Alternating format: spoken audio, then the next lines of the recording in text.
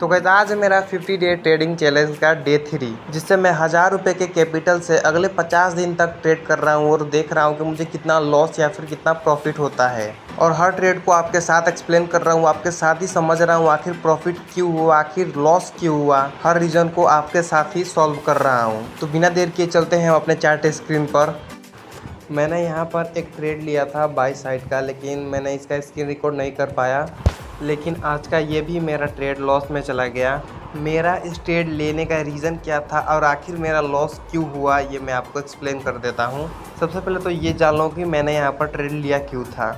सबसे पहले तो हमने डेली टाइम फ्रेम पर जाकर 2 कैंडल के lower wick and higher wick को मार्क कर दिया था। सबसे पहले तो आपको ये वाला जो लाइन दिख रहा है, ये हमारा सपोर्ट एरिया था और इसके नीचे काफ़ी सारा लिक्विडिटी छुपा था। और जब भी मार्केट इस लिक्विडिटी को लेकर जाता है तो मार्केट अप की तरफ मूव करता है, और ऐसे ही मार्केट ने 3 बार किया है। तो यहाँ पर पहली बार लिक्विडिटी शिफ्ट हुआ तो ये तो मुझसे मिस हो गया, और दूसरी बार हुआ तो वो भी मुझसे मिस हो गया। लेकिन मार्केट के थोड़ा ऊपर आने के बाद यहाँ पर मैंने ट्रेड ले लिया, क्योंकि मुझे लगा कि यहाँ से लिक्विडिटी तो ले चुका है, यहाँ से मार्केट ऊपर की तरफ मूव करेगा। तो मैंने स्टॉप लॉस को थोड़ा सा नीचे और टारगेट को उस रेजिस्टेंस लेवल तक रखा था। मुझे लग रहा था कि मार्केट यहाँ से ऊपर की तरफ भी मूव करेगा, इसलिए मैंने ट्रेड लेने में बिल्कुल भी देरी नहीं की, और यही मेरी सबसे बड़ी गलती थी। और अब आखिर मेरा यहाँ पर लॉस क्यों हुआ और मुझे यहाँ पर ट्रेड क्यों नहीं लेना था, वो भी मैं आपके साथ एक्सप्लेन कर देता हूँ। मुझे यहाँ पर लॉस इसलिए हुआ क्योंकि मैंने ये ट्रेड गलत जगह पर एंट्री कर ली थी। आपको लग रहा होगा कि गलत जगह एंट्री कर ली थी, तो सही जगह कौन सी थी?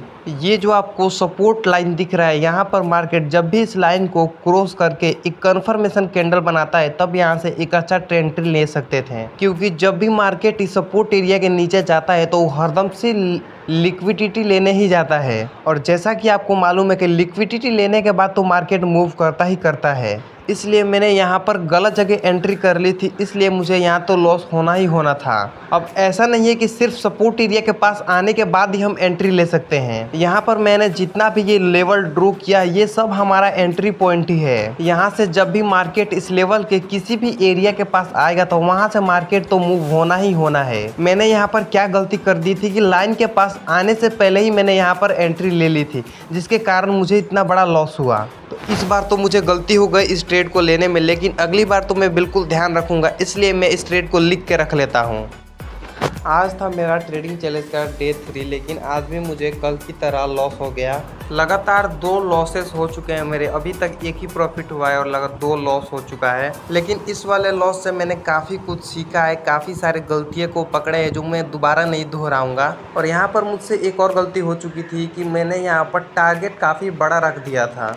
अभी मैं बिगनर हूँ तो मुझे कम से कम 1:2 या फिर 1:3 का टारगेट लेके रखना चाहिए, लेकिन मैंने वहाँ पर 1:5 1:6 का टारगेट लेके रखा था, जो कि बिगनर के लिए सही नहीं है। मुझे लगातार 2 लॉसेस हो चुके हैं, तो मुझे अब ध्यान से ट्रेड लेना पड़ेगा, क्योंकि मेरे पास उतना कैपिटल तो है नहीं कि मैं हर लॉस को रिकवर कर सकूँ।